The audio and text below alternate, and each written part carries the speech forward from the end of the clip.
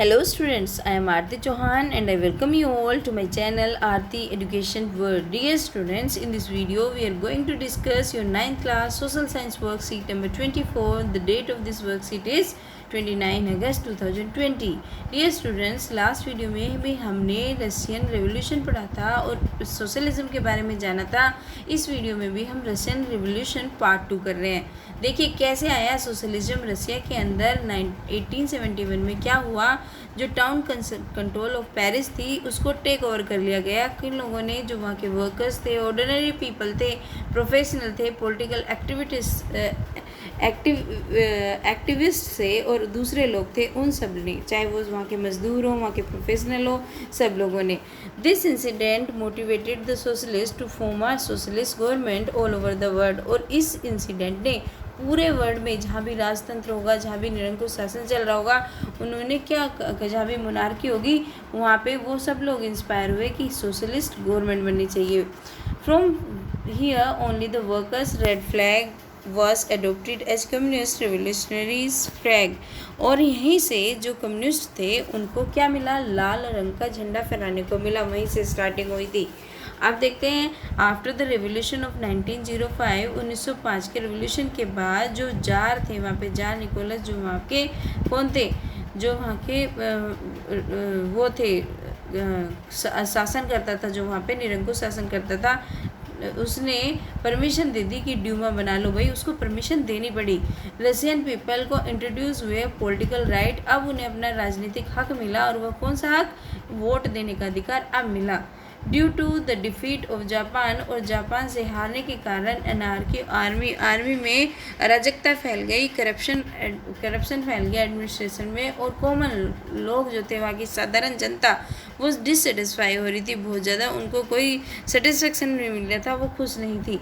After the unsuccessful revolution, और जब ये रिवोल्यूशन 1905 का असफल हो गया, ड्यूमा बनी. ठीक है, ड्यूमा वहाँ की एक पार्लियामेंट है जैसे हमारे यहाँ है. और गवर्नमेंट ने कंटिन्यू करा, कंट्रोवर्सी चलती गई. और इससे ड्यूमा और गवर्नमेंट वीक हुए, गवर्नमेंट भी वीक हुई और जो वहाँ की सिस्टम था वो भी.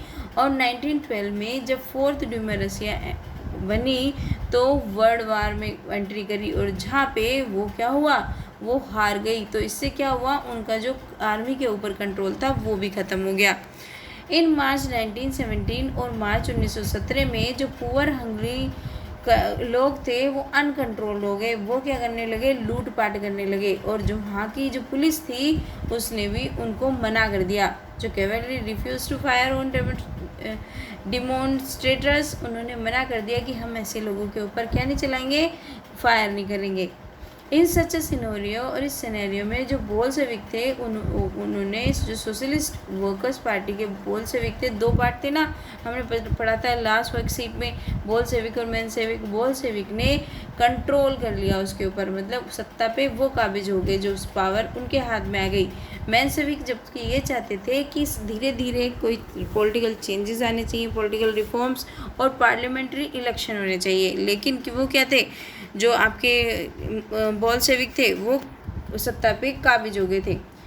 और अब इतनी सारी स्ट्राइक्स चल रही थी, आंदोलन, विरोध, विद्रोह चल रहा था. तो अब जो जार था उसको अपनी पावर को छोड़ना पड़ा. अब उसने त्याग दिया, और क्या कर सकता था, अब तो उसकी चलने वाली थी.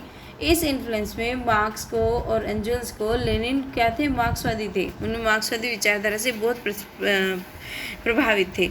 तो उन्होंने वो चाहते थे कि एक ऐसी गवर्नमेंट बने कि जो सभी का हित चाहे, है ना, गवर्नमेंट ऑफ वर्कर्स हो, लेबर्स हो और पीजेंट्स की हो. लेनिन ने एक पॉलिटिकल पावर ऑफ प्रोलेटारियन एस्टेब्लिश कर दी, है ना. पहली बार वर्ल्ड में रियल मीनिंग मिले कम्युनिस्ट प्रिंसिपल को. मतलब इससे पहले कुछ हो नहीं पा रहा था. कम्युनिस्ट प्रिंसिपल था जो मार्क्स का और एंजल्स का, पहले बार इसको मीनिंग मिले, लोगों ने जाना. लेनिन कम्युनिस्ट थे, रिवोल्यूशनरी थे, पॉलिटिशियन थे, पॉलिटिकल थिंकर थे. और उन्होंने सोवियत रशिया में 1917 से लेके 1924 तक हेड रहे वो वहाँ पे, कहाँ पे, सोवियत रशिया में। और सोवियत संघ में भी गवर्नमेंट में हेड रहे वो 1922 से लेके 1924 तक, 2 साल तक। डियर स्टूडेंट, ये तो इसका एक्सप्लेनेशन था। अब फटाफट से इसके क्वेश्चन आंसर्स देख लेते हैं।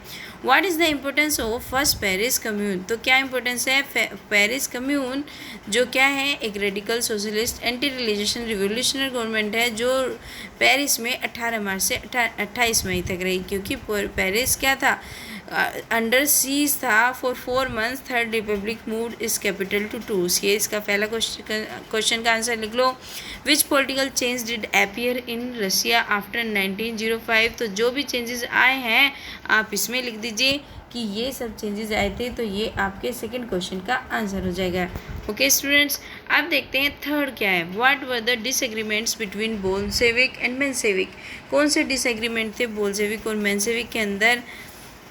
Menshevik came to argue the predominantly legal method and trade union work, while the Bolshevik favored armed force। है ना, हमने पढ़ा था ना कि वो तो चाहते थे कि सब तरीके से वो कर लें, लेकिन जो मेंशेविक थे वो चाहते थे कि कैसा सिस्टम हो, पार्लियामेंट्री। तो ये आप इसका क्वेश्चन का आंसर लिख लेना। ठीक है स्टूडेंट्स, देखिए what is the contribution of Lenin in Russia revolution? तो हमने अभी लास्ट में पढ़ा ही, रशिया का क्या था, उसने एक गवर्नमेंट के हेड के रूप में सोवियत रशिया में भी सर्व किया, और फिर उन्होंने कहाँ पे, सोवियत यूनियन में भी, और उसके एडमिनिस्ट्रेशन में रशिया और दूसरे वाइडर सोवियत संघ एक वन पार्टी बन गए। ठीक है, अब ये थी आज की वर्कशीट। डियर स्टूडेंट्स, आपको मेरी वीडियो से अगर हेल्प मिली है, आपको अच्छी लगी मेरे पढ़ाया हुआ, तो please like the video, subscribe my channel and don't forget to share with your friends. Thank you.